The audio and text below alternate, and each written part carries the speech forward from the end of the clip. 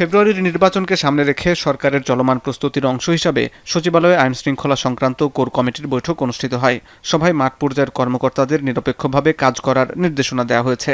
এছাড়া বেশ কিছু সিদ্ধান্ত হয়। নির্বাচনে ঝুঁকিপূর্ণ সব ভোট কেন্দ্রে সিসিটিভি ক্যামেরা স্থাপনের উদ্যোগ নেওয়া হয়েছে। থাকবে বডি ওন ক্যামেরা। মাঠে থাকবে সশস্ত্র বাহিনীর ৮০,০০০ সদস্য ও ১.৫ লাখ পুলিশ। এছাড়া ৫,৮৫,০০০ আনসার এবং ৩৩,০০০ বিজিবির সদস্যকে প্রশিক্ষণ দেওয়া হচ্ছে নির্বাচনী দায়িত্ব পালনে। সভা শেষে স্বরাষ্ট্র উপদেষ্টা বৈঠকের আলোচনার কথা তুলে ধরেন।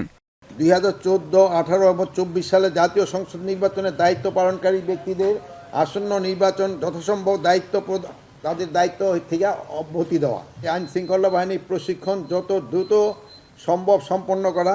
আপনারা জানান যে এই প্রশিক্ষণ চলমান রয়েছে। নির্বাচন নিশ্চিত নিরাপত্তা নিশ্চিত করার লক্ষ্যে প্রায় 1.5 লক্ষ পুলিশ সদস্যকে নির্বাচনী প্রশিক্ষণ দেওয়া হবে। গুমের মামলায় অভিযুক্ত সেনাবাহিনীর সদস্যদের সেনাবাহিনীর হেফাজতে রেখে বিচার কার্য করার বিষয়ে তিনি বলেন, আইনি প্রক্রিয়া অনুসরণ করা হবে। এদিন জনপ্রশাসন মন্ত্রণালয়ের সিনিয়র সচিব এহসানুল হক দায়িত্ব নেওয়ার পর নিজ কার্যালয়ে আসেন। এ সময় তিনি জানান, কোনো কর্মকর্তার দলীয় সম্পৃক্ততা থাকলে তাকে নির্বাচনের বাইরে রাখা হবে। আমরা যারা প্রশাসনের কর্মকর্তা, আমরা যদি সুযোগ পাই, আমরা কিন্তু অত্যন্ত নিরপেক্ষভাবে একটা নির্বাচন উপহার দিতে পারব। এই সুযোগ দেওয়ার দায়িত্ব আপনাদের সবার। আমার বিশ্বাস, উপযুক্ত পরিবেশ এবং প্রোটেকশন পেলে আমার অফিসাররা একটা নিরপেক্ষ নির্বাচন করতে সমর্থ হবে।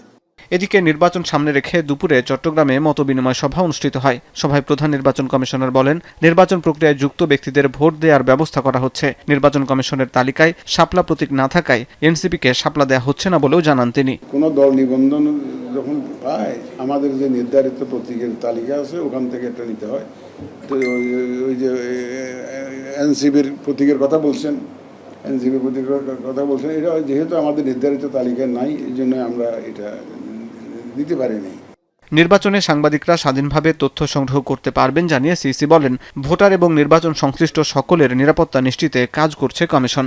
কিভাবে এই চ্যালেঞ্জগুলো আমরা মোকাবেলা করতে পারি। হাসিব বিল্লাহ, এখন, ঢাকা। আপনারা তো মিডিয়ার